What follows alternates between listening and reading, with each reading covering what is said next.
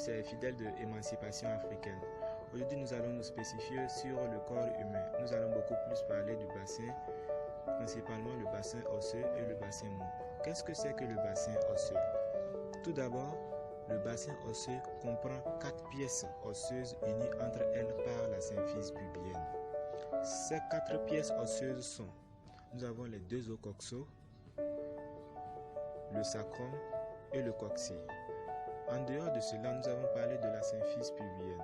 Entre le sacrum et le coccyx, nous avons l'articulation ou la symphyse sacro-coccygienne. Entre le sacrum et les 2 os coxaux, on a l'articulation sacro-iliaque, et entre les 2 os coxaux, nous avons la symphyse pubienne. En dehors de cela, le bassin osseux est constitué de 2 types de bassins, le grand bassin et le petit bassin. Le grand bassin en réalité est une partie inférieure de la cavité abdominale. Elle est constituée de plusieurs parties dont nous avons en avant la paroi abdominale. En arrière, nous avons les vertèbres, la 5e vertèbre lombaire L5 et la première vertèbre sacrée S1. Et donc en bas, nous avons le détroit supérieur du petit bassin. Donc de manière postérieure, mais latéralement, ce qu'on appelle postéro-latéral, nous avons quoi? Les 2 os coxaux, ou du moins les 2 fosses iliaques. De plus, le grand bassin est le siège des viscères pelviennes, des viscères abdominales du moins, tandis que le petit bassin est le siège des viscères pelviennes.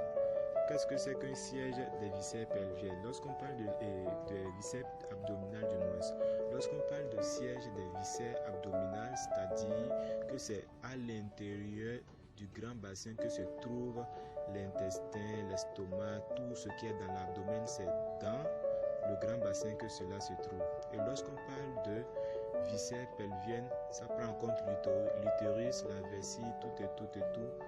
L'appareil génital, c'est dans le petit bassin que cela se trouve. Donc, on peut retenir que le grand bassin, c'est le siège des viscères pelviennes et le petit bassin, le grand bassin du moins, est le siège des viscères abdominales. Par contre, le petit bassin est le siège des viscères pelviennes.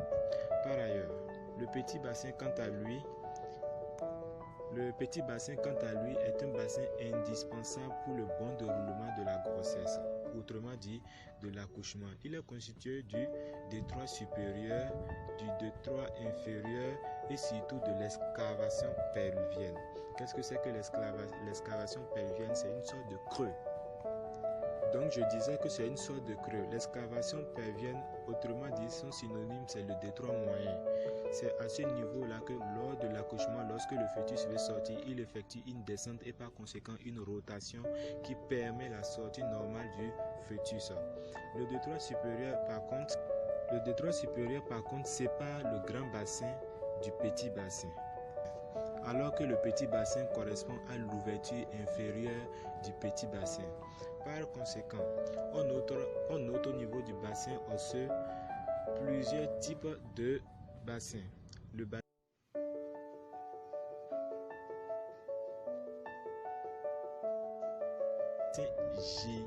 gynécoïde, qui correspond beaucoup plus à la gente féminine. Les femmes très féminines, c'est le bassin gynécoïde.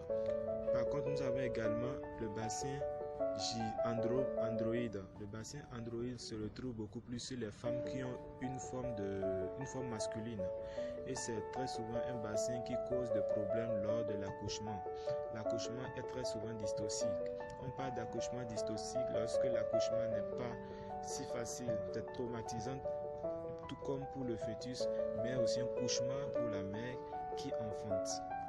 Enfin, nous avons également les types platypéoïdes et les types anthropoïdes. Ces types anthropoïdes se trouvent très généralement chez les femmes qui ont une petite taille, mais elles ne causent pas trop de problèmes très souvent lors de l'accouchement. Donc c'est en quelque sorte un résumé du bassin osseux. Donc nous allons maintenant attaquer le cas du bassin mou. Qu'est-ce que c'est que le bassin mou?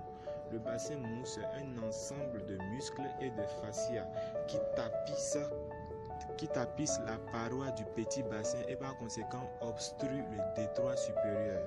Il ne faut pas confondre le bassin osseux et le bassin mou. Le bassin osseux prend en compte les os, les 4 types d'assemblage d'os, le sacrum, le coxille, les 2 os coxaux. Et donc, c'est ça, sacrum, coxille, les 2 os coxaux. C'est ça qui forme le bassin osseux. Par contre, le bassin mou, en réalité, prend beaucoup plus les muscles. On ne parle pas d'eau dans ce cas. Lorsqu'on prend en compte le bassin mou, il prend les muscles et les fascias.